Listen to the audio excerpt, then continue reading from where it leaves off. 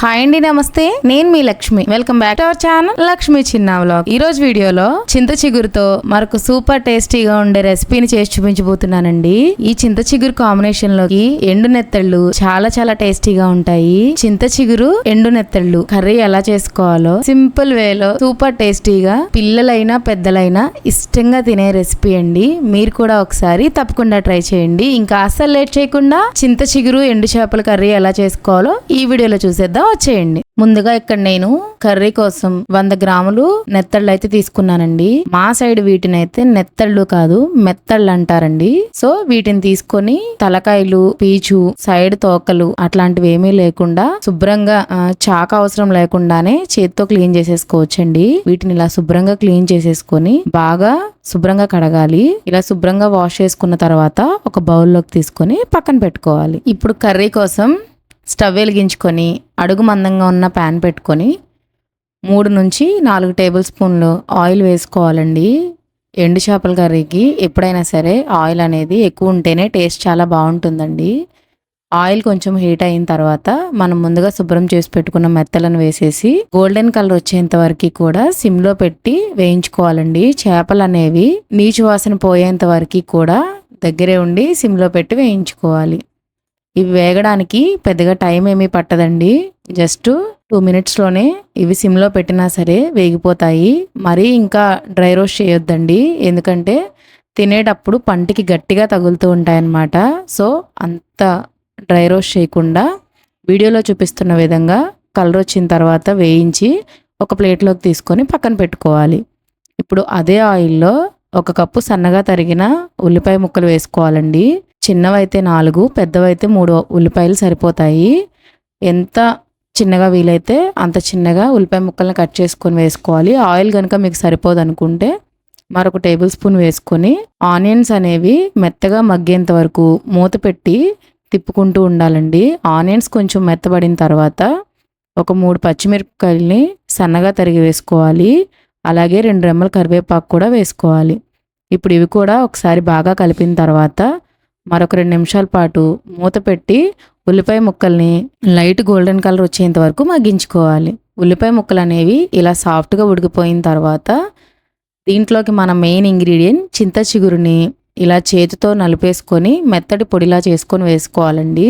అప్పుడైతేనే taste అనేది చాలా బాగుంటుంది. కాడలన్నీ తీసేసి వేసుకుంటేనే పంటి కిందకి కాడలు అనేవి తగలకుండా ఉంటాయి.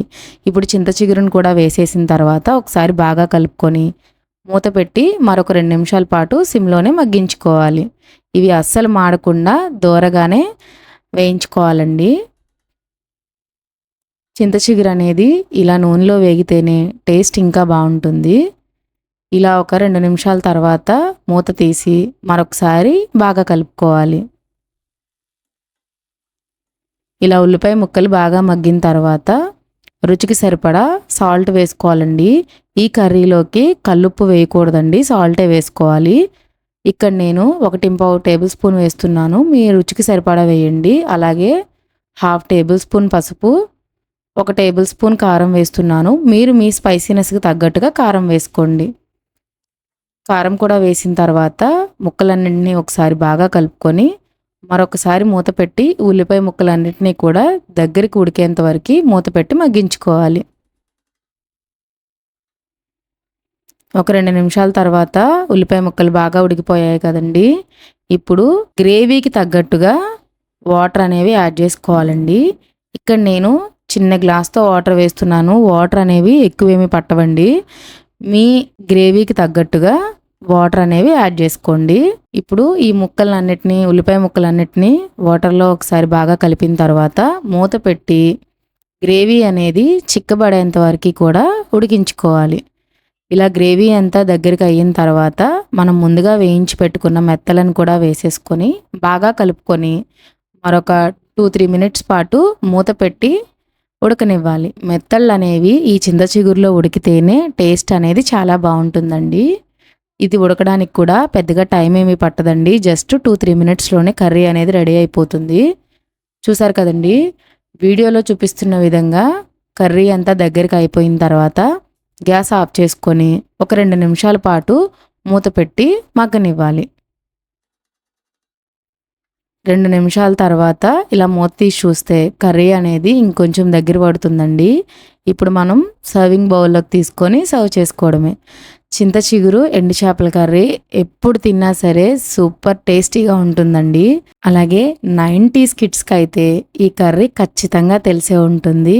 సో మీరు ఎప్పుడైనా ఈ కాంబినేషన్లో కర్రీ ట్రై చేయకపోతే ఇలా ఒకసారి తప్పకుండా ట్రై చేయండి. మీకు ఎలా కుదిరిందో మీ ఫీడ్బ్యాక్ని కామెంట్ రూపంలో నాతో షేర్ చేసుకోండి. మరిన్ని సింపుల్ అండ్ టేస్టీస్ రెసిపీస్ కోసం మా ఛానల్ని సబ్స్క్రైబ్ చేసుకోండి. మీ ఫ్రెండ్స్ అండ్ రిలేటివ్స్కి మా వీడియోస్ షేర్ చేయండి. మరొక మంచి వీడియోతో మళ్ళీ కలుద్దాం.